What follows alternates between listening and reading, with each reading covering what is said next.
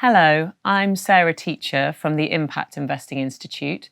We're a non-profit that was set up to connect capital to impact.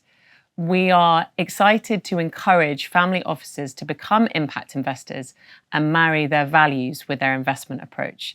Today, I'm joined by Jasper Smith, tech entrepreneur and founder of the sustainable venture capital firm, Vala Capital. Hi, Jasper. Hi there. Hi. So it'd be great to start by talking about your basic setup of Vala Capital. How did it come to be?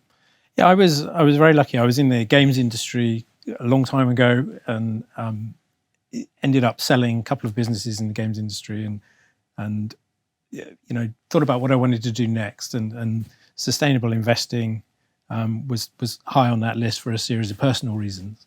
And Vala Capital really came out of that. So it's a family office dedicated to sustainable investing. And lots of families are interested in impact, but have yet to bring that approach to their investments. How did you make the choice to make Vala Capital an impact investor? So I think, like a lot of things in life, sort of serendipity. And I was on an expedition in Greenland with one of my kids, and we just watched this ice cap melt in front of us, or start to melt in front of us. And just the scale of the transition meant that actually if you wanted to build an investment firm or a family office and you were looking at investing, you had to be planet first. So it was like a slap round the face, I think. So this planet first slap round the face, how did you enact your interest to be an impact investor? Were there obstacles that you encountered along the way, and how did you overcome them? So I think the first thing was just trying to work out an investment thesis that stacked up, because sustainability was sort of being looked at as maybe a new asset class, and it was it was a lot of confusion around what sustainability meant. So the first thing I think was working through what sustainability meant to us, how we would track performance against those sort of metrics that we set, how we could make our capital accountable, both from a for-profit and from an impact perspective. So working out the framework took quite a long time. I mean, I guess the second major issue was finding great founders. I think we've solved that now. And then the third one, which is an ongoing issue, was really allocation of capital into this type of investment. And how did you solve for some of those sourcing issues or further LP investment issues?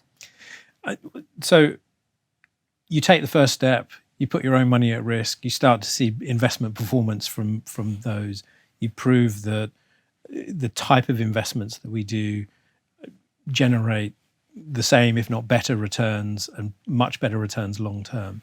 So you prove the fundamentals of your business, as you have to do in any business, and then people come to you. And I think we're 7 years in or something like that. So now we have a lot of extraordinary founders, a lot of investors wanting to come in. There's never enough. You always want to find more. You always think you can scale more. But I think it's a great endorsement of take the first step and just keep walking, and gradually you'll learn to run, and then things form around that. And you've mentioned investment performance.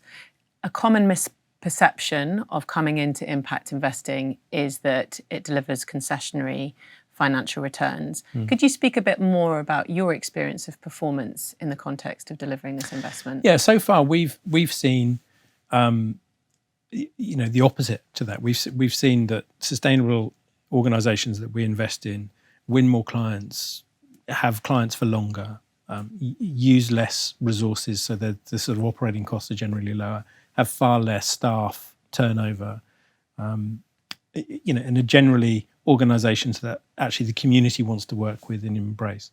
And all of those metrics add up to better all-around performance and longer term. And so they become natural acquisition targets for larger organizations that are in, maybe at an earlier stage of that transition.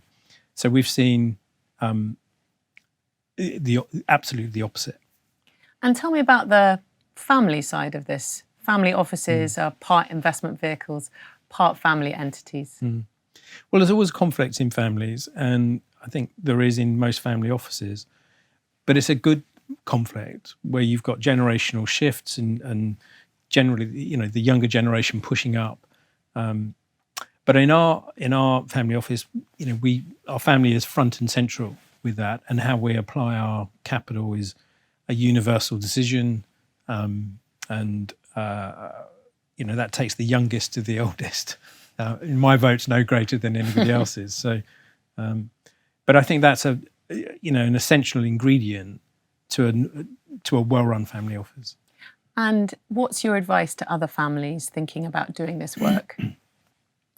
Well, I would just, start with the first principles of why you're doing it. If you build a great company, you start with a problem that you're trying to solve, and you build technology or products around that. And I think the financial services industry is no different. Is what problem are you trying to solve? And the problem we're trying to solve, and the problem I hope everybody else is trying to solve, is how to create planet first organizations, companies, and communities that can thrive. And the only way they can do that is with a significant introduction of capital, and that's our job. Fantastic. Thank you so much, Jasper, for your time today. Thank you to you for watching. If you'd like further resources as a family to deliver impact investing, please go to the Impact Investing Institute website. And with thanks to Schroders Family Office Service for supporting this work.